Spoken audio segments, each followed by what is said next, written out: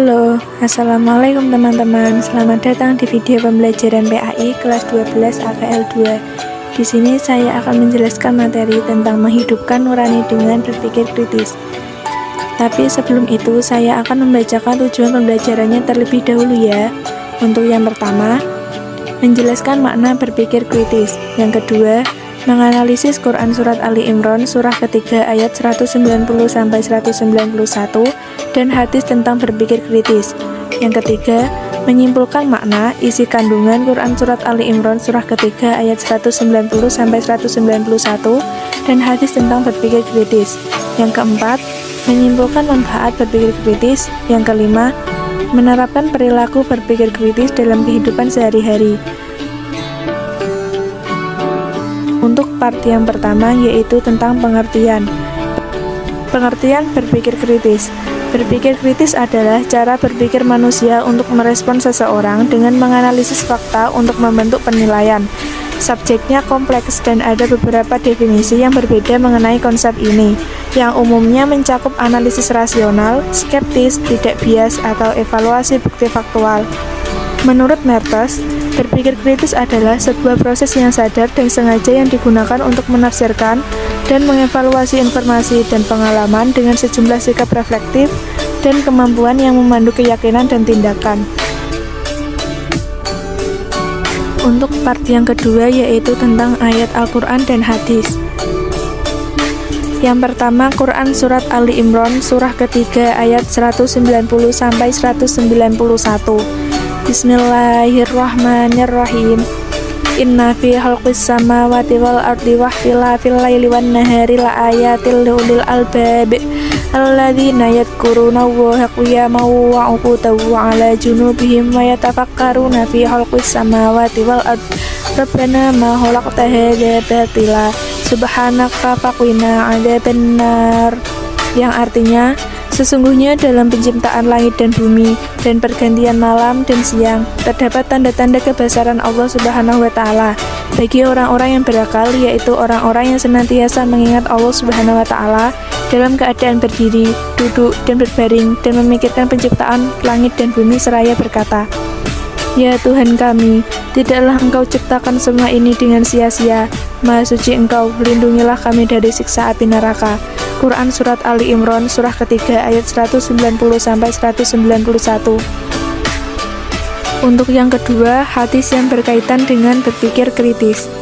An Abi Ya'la Syaddad bin Aus radhiyallahu anhu anin Nabi sallallahu alaihi wasallam qala al-kayyis man dana nafsahu wa amila lima ba'dal mauti wal ajizu man atba'a nafsahu hawa wa tamanna 'ala Allah, rawahu Tirmidzi, yang artinya dari Abu Ya'la yaitu Syaddad ibnu Aus radhiyallahu anhu dari Nabi sallallahu alaihi wasallam, beliau bersabda, orang yang cerdas ialah orang yang mampu mengintrospeksi dirinya dan suka beramal untuk kehidupannya setelah mati. Sedangkan orang yang lemah ialah orang yang selalu mengikuti hawa nafsunya dan berharap kepada Allah Subhanahu wa Ta'ala dengan harapan kosong. Hadis riwayat At-Tirmidzi dan beliau berkata hadis hasan. Untuk part yang ketiga tentang manfaat. Manfaat berpikir kritis. 1. Dapat menangkap makna dan hikmah di balik semua ciptaan Allah. 2. Dapat mengoptimalkan pemanfaatan alam untuk kepentingan umat manusia.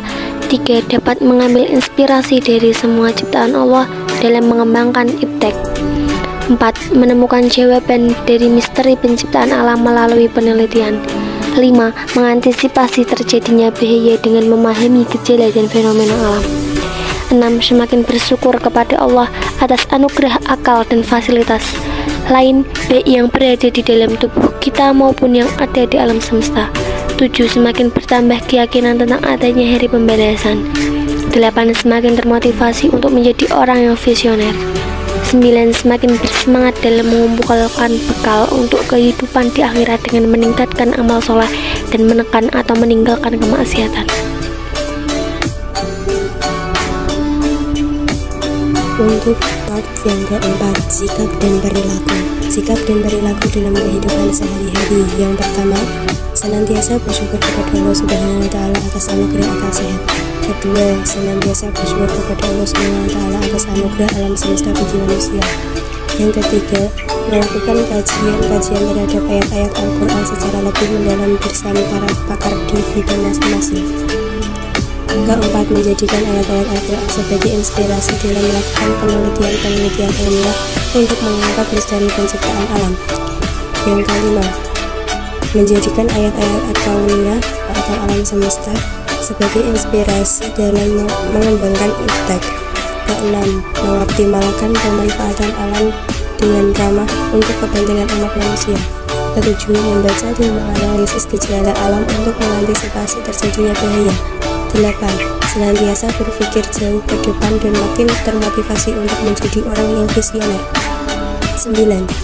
Senantiasa berupaya meningkatkan amal saleh dan menjauhi kemaksiatan sebagai tindak lanjut dari keyakinannya tentang adanya kehidupan kedua di akhirat dan sebagai perwujudan dari rasa syukur kepada Allah SWT atas semua anugerahnya. Yang terakhir, ke-10, terus memotivasi diri dan berpikir kritis dalam merespon semua gejala dan fenomena alam yang terjadi.